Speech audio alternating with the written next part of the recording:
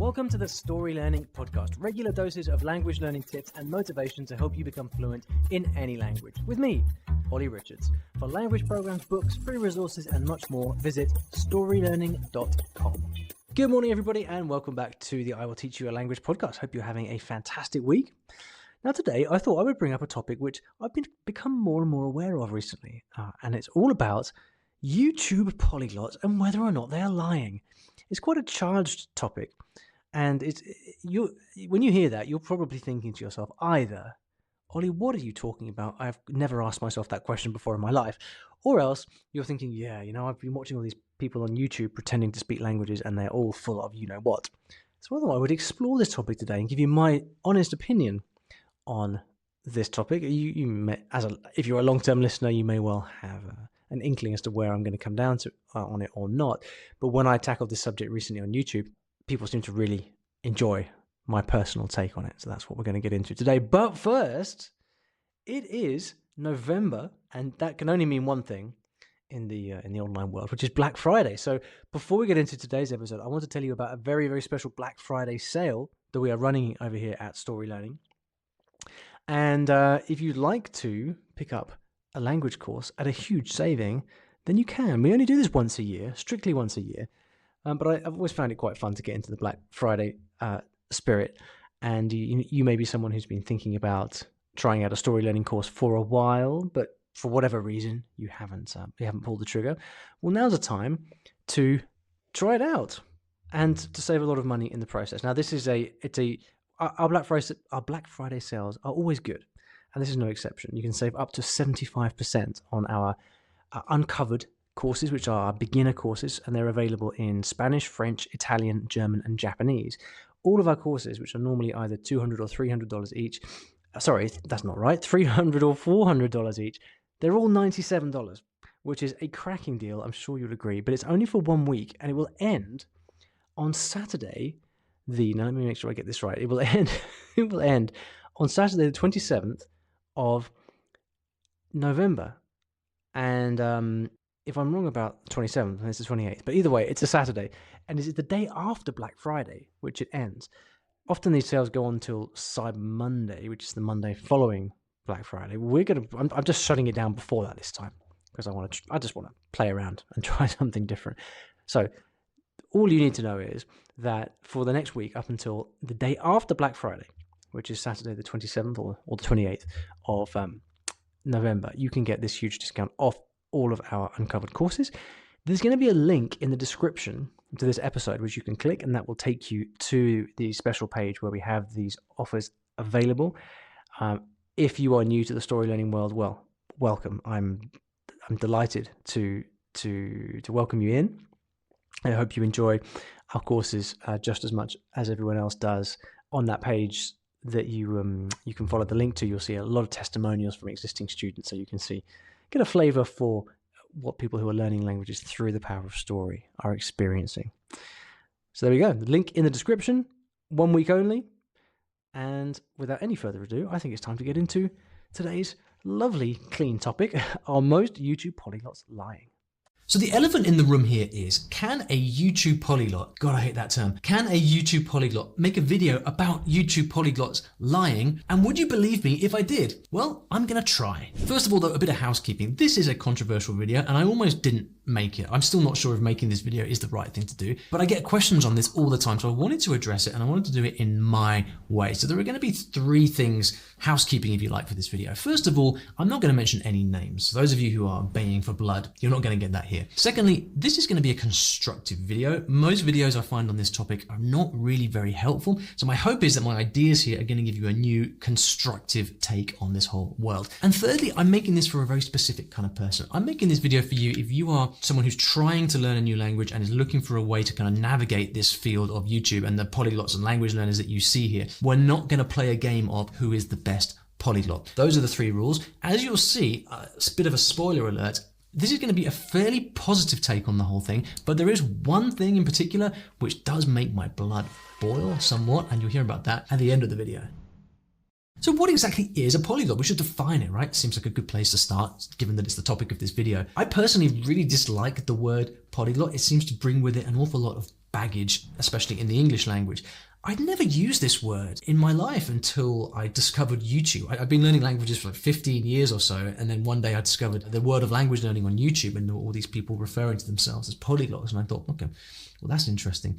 I kind of got used to it over time, I guess, but I do feel this word brings with it a lot of baggage, and there's so much airtime spent discussing if you're a polyglot or not, and I think it's a royal waste of time. There are people that say, well, you're not a true polyglot unless you speak, I don't know, 5 languages to a C2 level, native-like level. I really don't have strong feelings about this. I think I don't think it matters all that much. I come from a background of learning languages to make my life better, so I'm very resistant to labels. But it is relevant to know, I think, whether or not you can be considered to speak a language. And personally, I have a litmus test for whether you can speak a language or not, and I call it the pub test, and it is as follows. If we can go to a pub, sit down and speak in another language with a drink, and we can enjoy the conversation without either of us kind of bending our language to cater to the other person too much, then I think you can say that you speak that language. And so for me, I think if you were to press me at what a polyglot is, I'd say if you can speak 3 foreign languages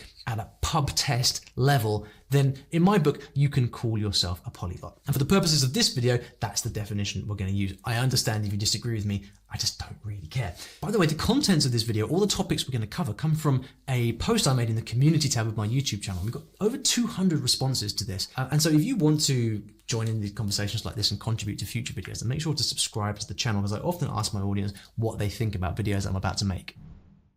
So moving on from the question of whether you're actually allowed to call yourself a polyglot or not, one of the most common criticisms you see of YouTubers is that you're not fluent. You say you're such and such a level, you say that you speak Spanish, you're fluent in Spanish, but you're actually only A2 level. It's arguments over the level that someone is, and this is a criticism that is probably the most common criticism you see. He's not fluent, he's only this. And I find it very unfortunate that this is the kind of thing that people focus on. And I think the reason I feel this way is that I come from a country and a culture where no one learns foreign languages. I started learning languages when I was 19 years old. French was my first language. And I was the only person amongst my entire friendship group that took the time to learn or even had any interest in learning languages. And I remember after learning my first couple of languages, whenever I came across someone, especially a British person who also learned languages, it would be like I'm meeting a soulmate, and I would respect so much anyone that had taken the time to learn a language. And then afterwards, later in my life, when I went off and used my languages all around the world, like the idea that you should be criticized for the level that you speak a language is just harmful and toxic. And my starting point is always that anyone that speaks a language, anyone that puts effort into learning a language is a good thing, and we should not be criticizing people over their level. This seems to be something that is purely a YouTube phenomenon. You don't see this out in the real world. It's only on YouTube where you'll have someone who's even highly fluent in a language, but they'll still get comments saying, oh, well, you're not C2. I don't think you'd be able to talk about nuclear physics or whatever. It's really unfortunate. Yes, it's true that the Dunning-Kruger effect exists. People think they are higher than they are in a language. Yes, people exaggerate the language. So be it. Who really cares? And you know what the conclusion I've come to from investigating this is that actually most people don't care. The internet's a funny place because he who shouts loudest gets the most attention. And often people who criticize polyglots online, they will get the most airtime because people like they like a bit of a fight, But I've also noticed that more often than not, people are inspired by watching videos of people learning language, even if they exaggerate about their level, even if they are not as fluent as they say they are. It's just that the people who are inspired about this aren't moved to leave gushing comments on YouTube about that. So yes, there are shenanigans about level and all of that, but I think most people who object, they do so on a kind of linguistic pride level. I understand that someone who for example, has invested years into learning, Korean, probably isn't going to appreciate much a video of someone standing on a street corner, interviewing strangers in pidgin Korean that they spent 2 weeks learning.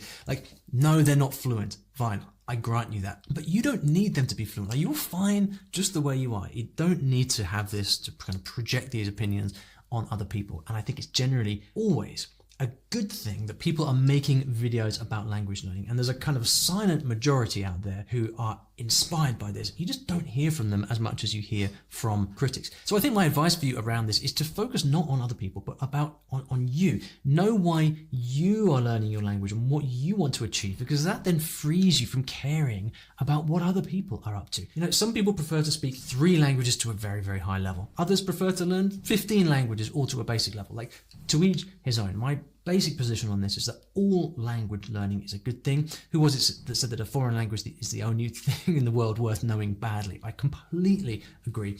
Don't let anyone tell you what you should be doing, and don't listen to anyone who criticizes you for your level in a language. Except, of course, it's not quite as simple as that, because we're not just talking about people who are learning languages for themselves and uploading videos. People who upload language learning videos to YouTube, more often than not, are trying to achieve something on there. They're trying to influence people. They're trying to get views. They're trying to, God forbid, make money, or whatever other nefarious motive you want to ascribe to them. And people watching YouTube videos, they're looking for a source of information and advice that they can trust. And so people want proof. And this leads to this question of, well, if you say you speak the language, then why don't you make lots of videos in the language?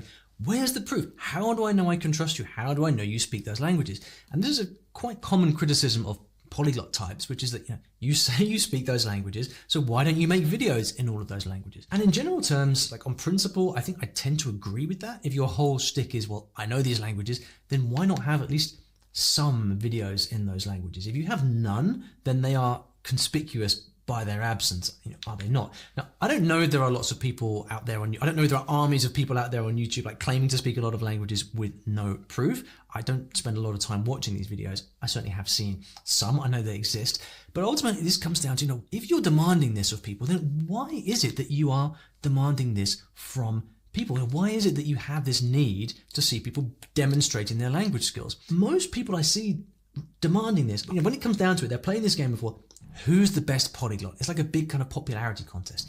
And for me personally, I have absolutely no intention of playing that game. That's not why I make YouTube videos. I understand it might be different for others. But for me personally, like, if you want to listen to me, like, fine. If you don't, no problem. I'm good either way. So I respect content creators who choose not to play to the crowd in that sense. But more importantly, I also think that looking for, the best in a language, like the best polyglot, the best Chinese speaker or whatever, as your source of advice is the wrong game to play if what you're interested in is improving your own language learning. There's an assumption here, which is that the person who is best at the language therefore has the best method, therefore is the most credible, and therefore is the person that you should learn from. That is not the case. In my experience, the best speakers of a language or the best polyglots are often not the best educators, far from it. And the reason that is that in order to achieve great things in a language, you have to generally be a quite unusual person. You have to devote extreme amounts of time or effort into doing something, which is not what most people can do or should do. So I would really caution you against seeking out proof of prowess in a language with the expectation that that is going to lead you to the best method that you should use to learn your target language. Instead, look for the best educators, those who are actually able to help you at the stage that you are at. Think about if you walk into a bookshop, for example. You walk into a bookshop, you browse books, you choose the book you're going to buy based on the contents and what you see there, not on the person who wrote it. You probably have no idea who wrote the book that you're about to buy. Most people who buy my books in shops have no idea who I am. They only find me later on my website or on YouTube. Hey, by the way. And then there is the clickbait, everybody's favorite thing. Clickbait, where do we start? Nobody likes it. Everybody hates it. And yet, you click it, don't you? You click it and then you watch it. And then you go in the comments and you complain about it, don't you? You do that. I know because I do it too. Clickbait is, I think it's just the world that we live in. In many ways, I think it is the price that we pay for all the free stuff that we have. In many ways, things like Facebook, YouTube, Instagram, they work because you can get people to click stuff. And then as a result, advertisers get to show ads and they make money. It is an unfortunate development in the world of the internet, and yet it is what it is. Newspaper headlines have been doing the same thing for hundreds of years. My favorite point about the clickbait problem came from Days of French and Swedish, who left a comment on the original post in my community tab on my channel. And he said of the algorithm, people blame the algorithm, but there is no algorithm other than the viewers. You could make a video that was algorithm perfection, but if people don't click on it, it will flop.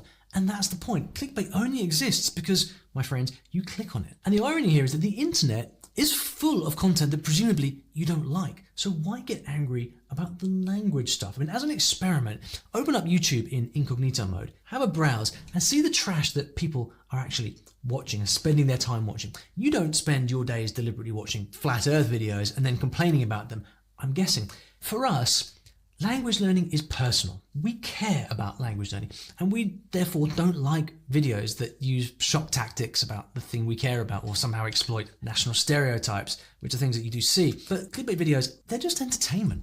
It's nothing more, nothing less. It doesn't need to be taken seriously, and I think the mature approach here is to recognize this is what it is. It's just entertainment and move on. Now, you might think that so far in this video, I've been rather kind to YouTubers. Do you agree? Well, yeah, and I guess this is mostly because I remember life before YouTube. I remember life, I was learning languages before the internet was a thing. So I find it quite confusing when I'm kind of confronted with all this anger that people seem to bring to it on YouTube. I mean, do you think people are right to be angry about it? Let me know in the comments. Yes, it is the outlandish claims, and you know what I'm talking about here. I learned French in 7 days. Here I am speaking fluent Spanish after 6 weeks. And these for me are a different category of problem to the areas we've already talked about, which are people just exaggerating their level or maybe not giving proof that they speak the languages that they say they do. To actually make active claims that you can learn to speak a language or you can learn to be fluent in something like 7 days or 6 weeks is a different thing. Now, I do take a kind of libertarian approach to this. I do think that people should be allowed to make videos about whatever they want, providing it's not violent or aggressive. I think you have the right to make these videos. But as a language learner, I deeply dislike these videos because I consider them to be barefaced lies. But beyond that, I recently became aware of the harm that these videos are actually doing to language learners. Now, earlier we talked about how I don't believe that the best speaker of a language is necessarily the best teacher. And the reason is because method is not king, and method means a different thing for everyone and different people. You need to use different methods and need to understand what those methods involve. And for the same reason, people making outlandish claims about what is possible can cause absolute misery. Now, my DMs in Instagram or emails are flooded with people sending me clips of someone who says, I learned French in 7 days, and saying, Ollie, I've been learning French for 2 years and I still can only just about understand a movie. What's wrong with me? What am I doing wrong? Please, I need help. And I think I just want to give this person a big hug, and I want to tell them these are lies. This is not true. And even if they find a way of making it technically true, it is so exaggerated as to not be any representation of what's possible or realistic in real life. So, and I confess, I'm only recently becoming aware of the scale of this problem, because I do think it's easy for me to say, as someone who has learned a lot of languages before, I don't need to take these kind of claims seriously. But I understand that people coming at language learning for the first time are looking for help and looking for advice, and they're seeing this and they are taking it seriously, and it is a real problem. Now, as you would have gathered by now, I do have a lot of time for people who are just trying to make cool content on the internet. I do. But I also believe that content that makes outlandish claims about what's possible in the space of 7 days or 6 weeks can genuinely be damaging. Although I have to admit that even on those types of content, you will still see people in the comments saying, man, that's so inspiring. Thank you for making this video. Now I have more belief in what I can do. So it really is a mixed bag. And this topic needs to come with a healthy dose of nuance, and it is not black and white. But this is generally why, on the whole with this topic, I come down on the side of it's a good thing. But there are a few things that I think we need to remember. First of all, we need to remember that language learning is a positive thing and a force for good in the world, wherever it occurs. We also need to develop a strong sense of why we are learning ourselves, so that you can develop the ability to trust yourself and trust your own judgment. We also need to learn to acknowledge and recognize what is simple entertainment, and to accept that entertainment for what it is. We also have to have healthy skepticism of claims that sound a little bit outlandish, because they probably are. Lastly, we also probably need to spend a little less time on YouTube. Hey, it's Ollie back again, and I hope you enjoyed that. Please hit me up on social media if you'd like to let me know what your reactions to my take on this topic. You can find me on Instagram at I Will Teach You a Language. That's where I hang out a lot of the time. That's where you can get in touch with me pretty much directly. Let me know. Last reminder, our special Black Friday sale is on for 1 week only. Ends on Saturday the 27th, I believe, or the 28th of November. And if you'd like to check out the deals that we have, huge savings on our story learning courses, the link is in the description. Thanks for listening to today's episode, and in case you didn't already know, I teach languages in a rather unusual way through stories. Now, stories are a great way to learn a new language because when you're engrossed in a story, you remember things more easily, and the mechanics of the language just start clicking inside your brain. It's quite something, and if you'd like to find out how you can learn a new language or improve your skills in a language that you already know and do it with the power of stories, then you should check out my free Story Learning Kit, which will teach you exactly how this method works and how you can use it yourself to learn a new language. Visit storylearning.com/podkit, that's PODKIT, to get free access. Inside, you'll find explanatory videos, masterclasses, worksheets, short stories to practice with, and much, much more. Once again, that is storylearning.com/podkit, PODKIT. And if you're lucky, you might also find a link in the podcast description or show notes of this episode.